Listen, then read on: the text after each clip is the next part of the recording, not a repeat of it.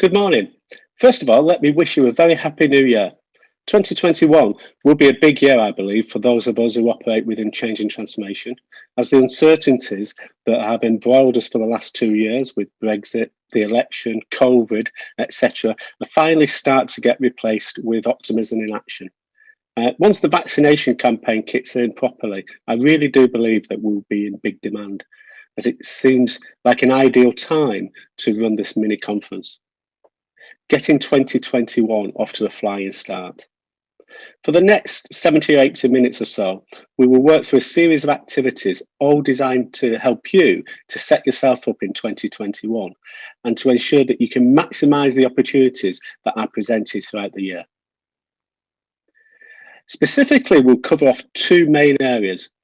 One, a simple technique to understand the value that you deliver so that you can amplify your brand as you go along throughout the year. A three-step process to massively improve your LinkedIn profile to attract opportunities to you. And then we'll finish off with a brief overview of how we are developing the Transformation Leaders Hub to provide even more support to you in 2021. In the invitation, I made the point that it would be a highly interactive session, and it really will be. So if you haven't already, go and get yourself a pen and a pad to take down some notes. And it would also be helpful if you have access to your LinkedIn profile for the second part of the session. I'll be taking you through a series of activities, and there'll be plenty of time to ask questions, share your thoughts, and provide feedback both to me and to each other as we progress through the sessions.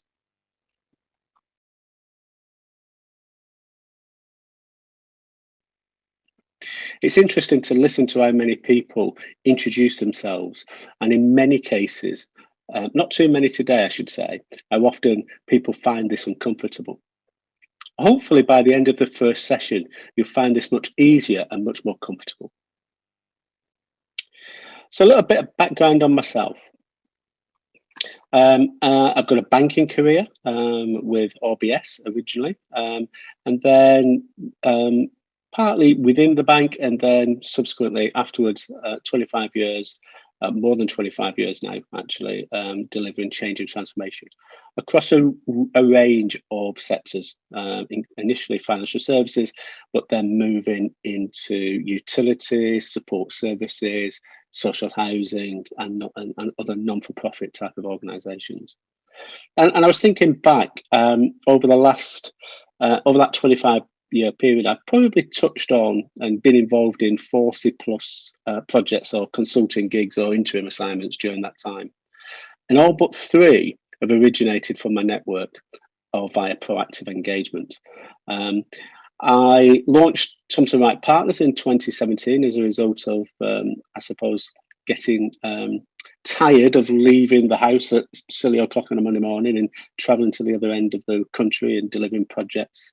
I wanted to spend more time at home. So my idea with TWP was to utilise the network to do the introductions. And it worked very well, and very much a peer group type of relationship with clients. But over the 2 or 3 years since I launched it, HR got involved, procurement got involved, and people started to see us as a recruiter. And I'm not a recruiter, so it didn't sit nicely with me.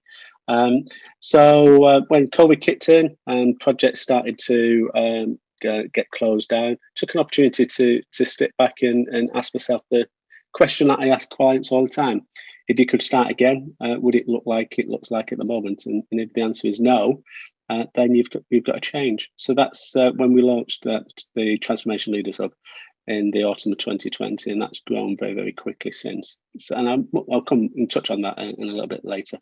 But again, I'll just say that just to give you a little bit of background on myself. And you and I are very similar. We've been delivering change and transformation projects for many, many years. So hopefully I can pass on some of my experience and some of the lessons I've learned over the last few years of opening doors in winning consulting gigs and interim assignments. So a question: who's heard of Simon Sinek and his golden circles? Can anyone provide a brief overview of his approach? Well, basically, he talks about the what, the how, and the why. And the reason for bringing this up is that I believe these golden circles open up an opportunity for all of us. All too often, I hear people state that they're a program manager or a change director. The what? These titles are effectively what they do, aren't they? Some of these people highlight the skills and experience that they bring, Prince2 qualified, agile program lead, etc. Again, informative, but just highlighting more about the how you do what you do. Over the past 3 years since starting Thomson Wright Partners, I've seen thousands of CVs of project, program, change management professionals. And I can tell you with absolute certainty, at least 98% of these have focused upon these two areas. Virtually all of them have forgotten to mention the third aspect, the why. And in our case, I very much see the why as the value that we deliver to the organizations that we work for. You should always lead with the value. This is what we will focus on in the first part of the session. What is your core proposition, and how do you go about identifying the unique and differentiating value that you can bring to an organization, team, and project? What we will uncover are the foundations of what we will build and project within your personal brand. What are your foundational strengths? So this is where you get involved. Grab yourself a pen and a paper. Split your page into 4 quadrants, like you can see on the slide. And in quadrant 1, write down a list of the things that you feel are your core strengths. The things that you believe you are good at, in fact, great at. What would your family members and friends and colleagues say? Think about it, because sometimes it's difficult to come up with your own list. But if you put yourself in the shoes of others, it's much easier. And don't forget your old bosses. They're usually very good at identifying those things that they value the most. Next, in quadrant two, write down the experiences that you have had that you feel would be a benefit to future employers or future clients.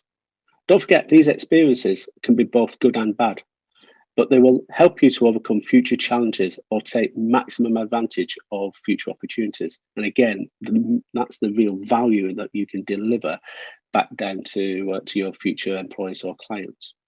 So these experiences should support your claims around your core strengths.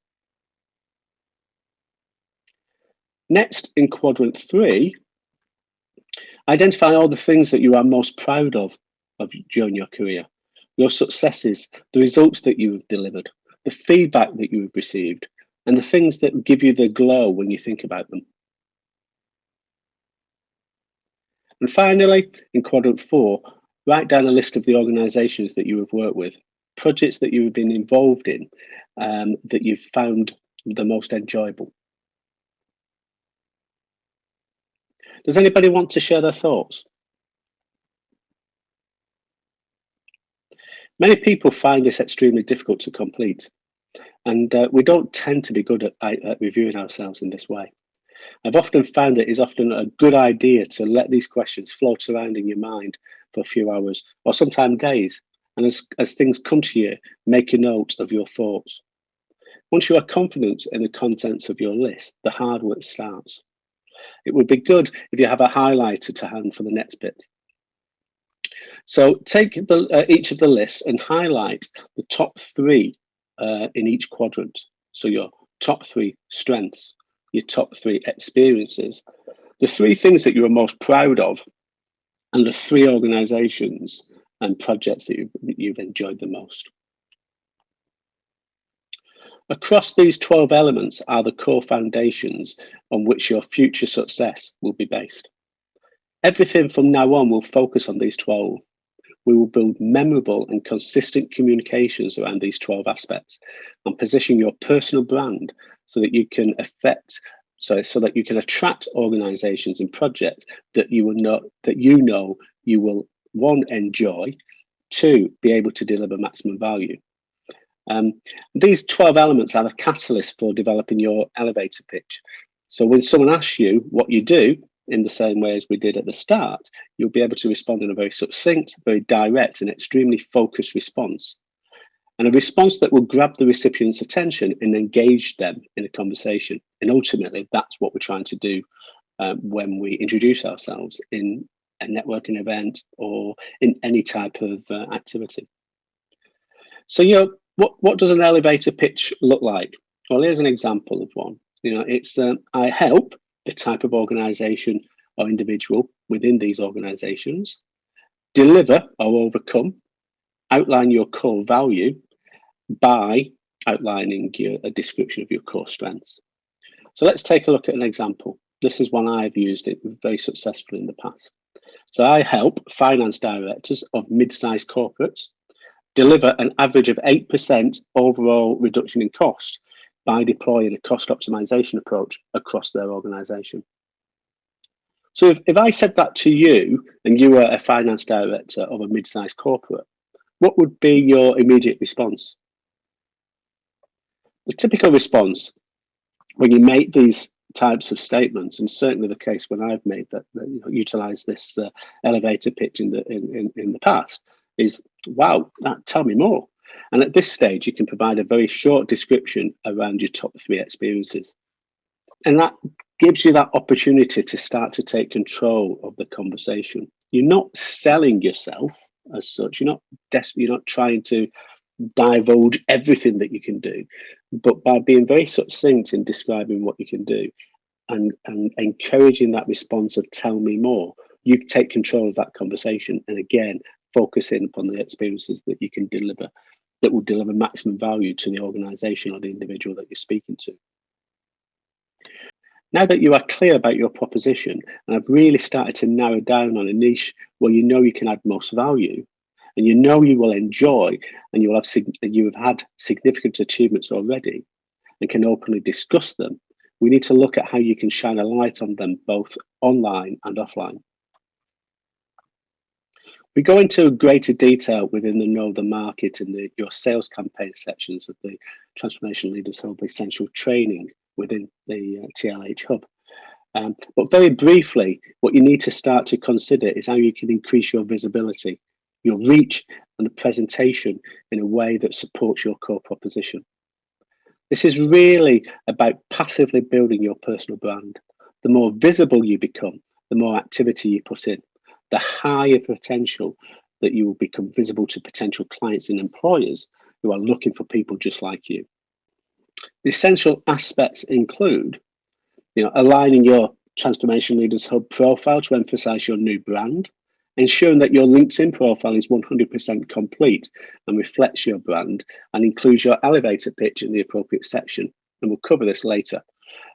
Redesigning your CV, cover letters, email signatures, voicemail messages, and other social media networks such as Twitter and Facebook. Consider creating a personal website or a blog where you can house all of your information and engage directly with people. And engage in discussions on Transformation Leaders Hub and LinkedIn. Every time you comment or engage, if you set these things up correctly, your pitch will be shown. So undoubtedly, you need to shine a light on your experiences and, most importantly, the value that you can deliver. But should this be a floodlight or a searchlight? What do you think? That's really a matter of focusing on your career direction, get more active within your personal brand and your personal career strategy. It involves you gaining and projecting a strong understanding of where you want to be, what you want to pursue, and how you want to pursue it. So, another quick activity for you. The more defined your search, the more chance you have of success. So take out a pen and some paper and start to consider what sectors are you interested in and the reasons behind this interest. What functional areas would you like to work within? Are you more interested in finance transformation, for instance? Do you want to work on a local, national, or on global projects? And finally, what geographical restrictions would you have? Would your base need to be within 25 miles of home, for instance? The answers to these questions will provide a detailed breakdown of the type of organizations that you would like to work with. And this, combined with the outputs from the earlier activity, will help you to apply a laser approach into your targeting moving forward. So using Google, LinkedIn, and other online databases to identify a list of potential organizations and the relevant people within those organizations. And once you have this list of core stakeholders, consider ways to build a relationship with them.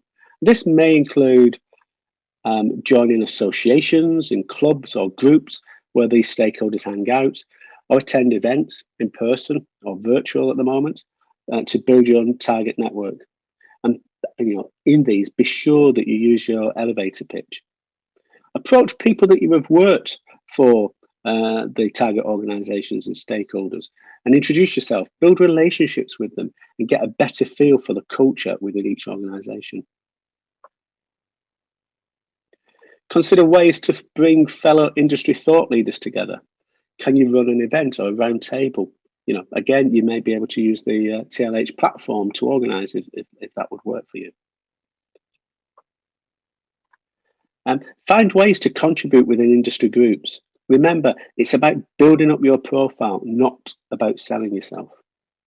And build up your recommendations on both TLH and LinkedIn. These really do help position yourself in searches. And remember, effective branding is about positioning yourself within the areas that matter to the prospective clients and employers. So use the above exercises to find out what you're great at, what you love to do, who you really enjoy working with, and back this up with tangible examples of how you've been able to deliver value. And with the right marketing, you'll have a steady stream of opportunities present themselves to you. The TLH Essentials series builds on the work that we have completed in this session and provides proven approaches about mindset, your sales material, CVs, etc., how to define the most relevant employers or clients, and the most effective way for you to make direct approaches to them. So if you're interested in learning more about it, drop me a line and we can grab a call. With that, let's just have a quick break, and we'll come back in in 5 minutes to progress into the second half of the seminar. Welcome back. This session is focused upon your LinkedIn profile and builds upon the work that we have just been undertaking. When you're not looking for a job, it can be easy to ignore your LinkedIn profile. Sure, you add people you meet at networking events as contacts and accept requests as they come in, but everything else? We've all used the old excuse, I'll get around to it when I need to. I totally understand this approach, but I would strongly counsel against it until you have a profile that allows you to stand out from the crowd. One that shouts out to recruiters and recruiting organizations, hey, look at me, I'm your perfect next hire. But how do you do this? How do you stand out in a network of over 660 million people? Well, that's what I'm hoping we can cover in this session. And remember, the hub, the TLH hub, LinkedIn and other social media outlets are your shop window. It's therefore vital that you project yourself in a way that you would wish potential clients and future employers to see you. So when we're crafting your profile, you need to put yourself in the shoes of the reader. What do they want to see? What would they be looking for?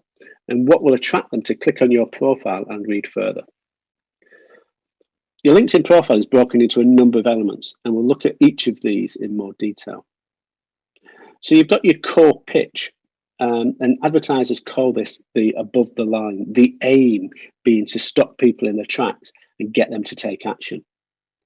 In your case, the first action that you want them to take is to click on your profile. And the immediate next action is to scroll down and learn more about you. And we'll talk about how to get people to click on your profile in a moment. But first, I want to review what people see when they first click on your profile. So on the page now, you can see my profile. It's an historic profile, actually. I've updated it since, and I'll show you that later. But how does it compare to yours? I've highlighted 5 areas that are real opportunities for you to stop people in the tracks and grab their attention and get them to read more. So the first of these is what we call the headline. This is the most valuable real estate on LinkedIn. Why? Well, every time your name comes up in a search, your headline also appears. So every time you comment upon a post, your name and headline appears.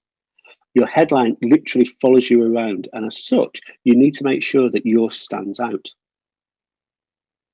The majority of people on the headline simply put project manager or program director or transformation director, and it doesn't really demonstrate the value that you deliver. So that's we'll go on to more detail about that.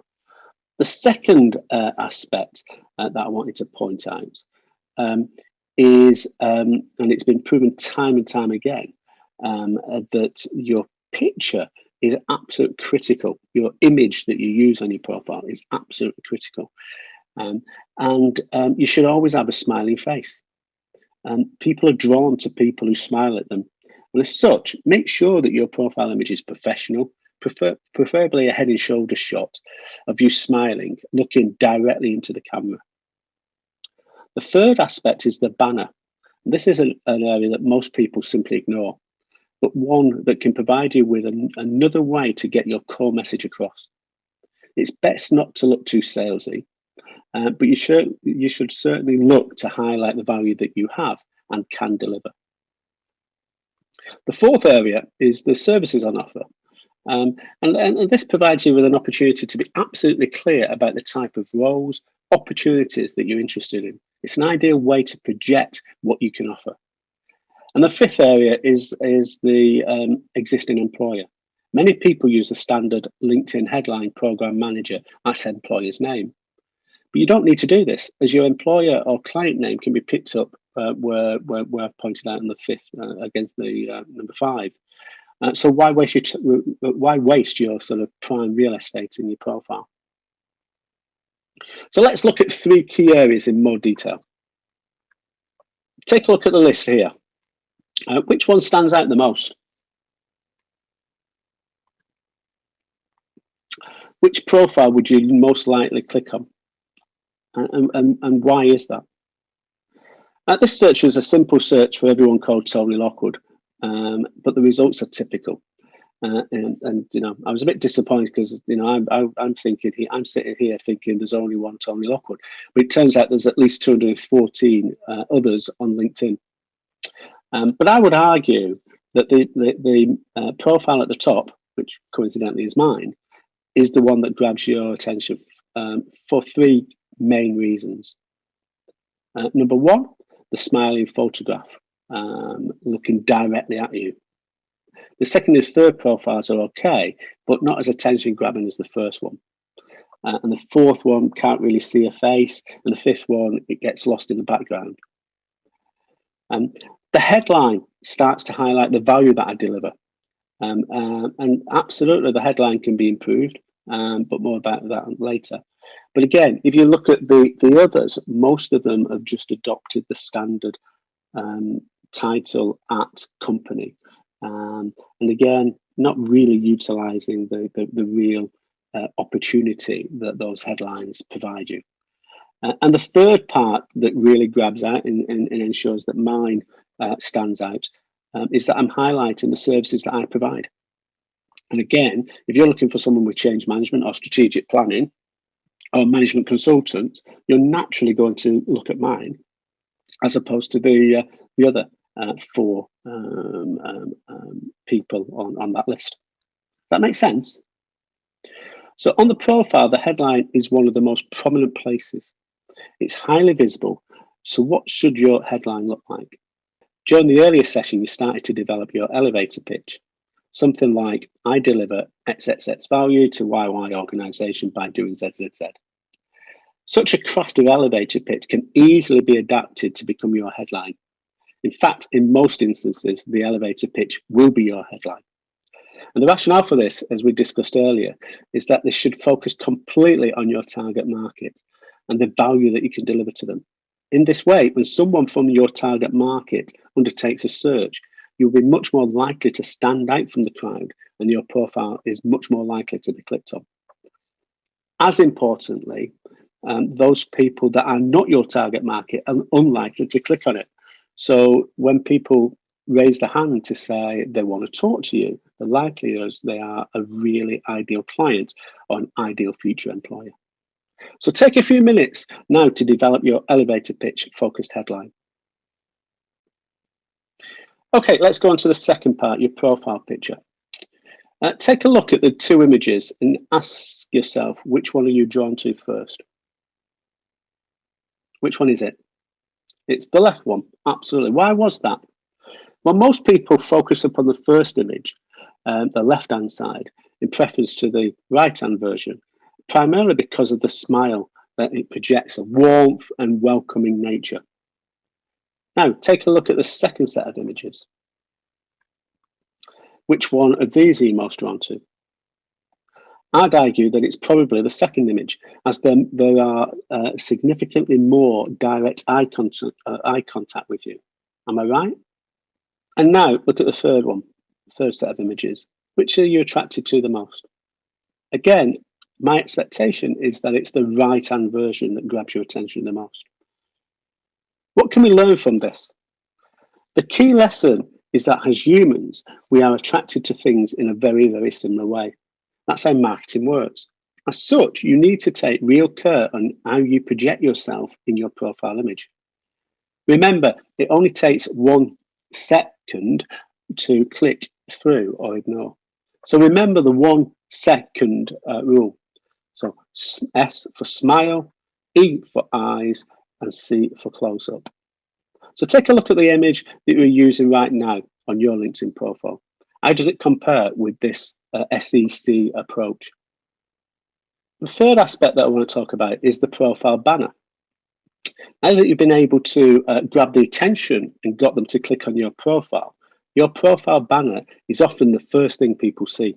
So let's make it create a deeper level of interest in you. All too often, these are completely ignored, and the viewer is presented with a standard blue LinkedIn banner. This is a big mistake. Think about it. It's like having the opportunity to place a billboard at the busiest crossroads where you know all your preferred clients and employers congregate and deciding to put up a blank sheet.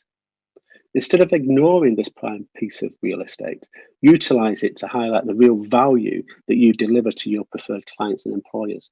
Use it to position yourself as the right person for them, one that they will be a fool to miss. You can create really nice looking banners by going to canva.com, signing up for a free version and searching for LinkedIn banners. You'll be presented with hundreds of different styles. Choose one that you like and adapt the words to fit with your elevator pitch. Be careful not to try to include too much information. In this case, it's definitely a case of less is more. However, try to make it as visually impactful and remember to phrase your elevator pitch in the words that will mean something to your desired reader. So what's your banner like at the moment? Have you seen any that you think are really good? What makes them good? What attracted your attention? By looking at other people's and evaluating the ones that you're attracted to will help you to determine what yours should look like. So let's just look at some examples. So there's mine. As I said earlier, that I've updated my profile from the last slide. It's probably a little bit too busy, but it's getting the message across that I work within Gunnar Cook in terms of my delivery capability, and these are the things that I do, and I facilitate and lead the Transformation Leaders Hub, an explanation of what TLH is all about. But fundamentally, I bring all that together under the sort of banner, delivering change through people. What about this one? We enable the future. Probably a corporate one, that. I would suspect that most people from Roboro, I think that's how you pronounce it, will utilize the same one. But again, it's eye-catching. It grabs your attention. What about this one? Kim's here, very clear, I'm inspiring transformation, and it's got an inspirational type of image behind it. What about this one? Striking colour, love improving the odds for young people. So again, Jack does a lot of really, really good work with young people, but it's the colour there that grabs your attention, isn't it? And it naturally forces you to read the headline. This is one where I think it's probably more complex than it needs to be. But again, I know Peter, and he gets a lot of feedback on this and gets a lot of engagement through it. Personally, I think it's a bit it gives me a headache, but it attracts the right type of people for Peter. So let's not knock it. It works. Certainly significantly better than just having a bland LinkedIn banner. And remember, these banners show up on your when you're utilizing a mobile application as well, LinkedIn mobile application. So in the case of John here, you can see the banner behind him.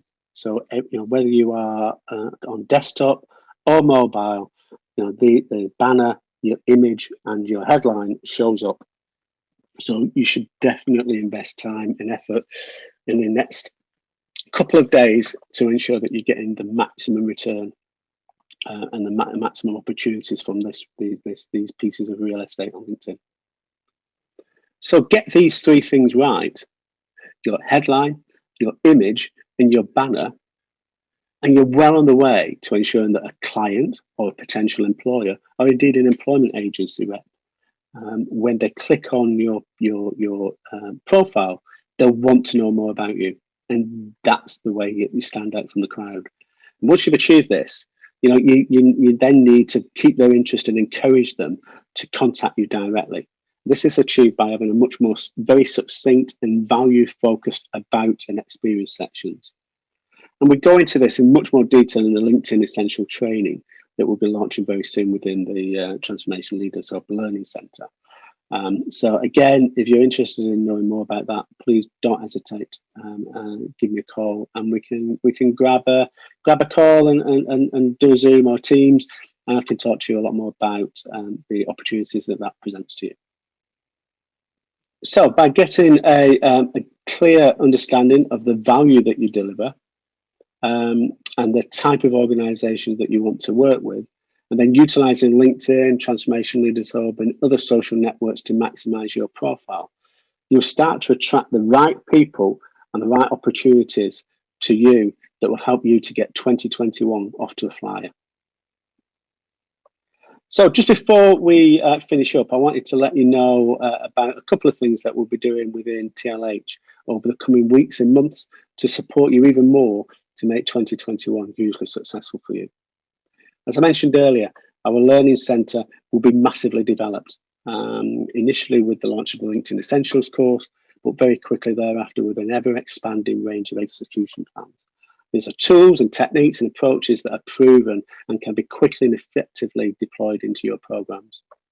Secondly, we'll be launching the TLH mentoring scheme, where TLH members will provide mentoring support direct to less experienced program change practitioners within organizations. A launch campaign is being planned right now, and we should hit the market in a few weeks' time. If you're interested in becoming a mentor, please, again, do let me know. By the way, this is a paid for service, so as a mentor, you will create an additional stream of income.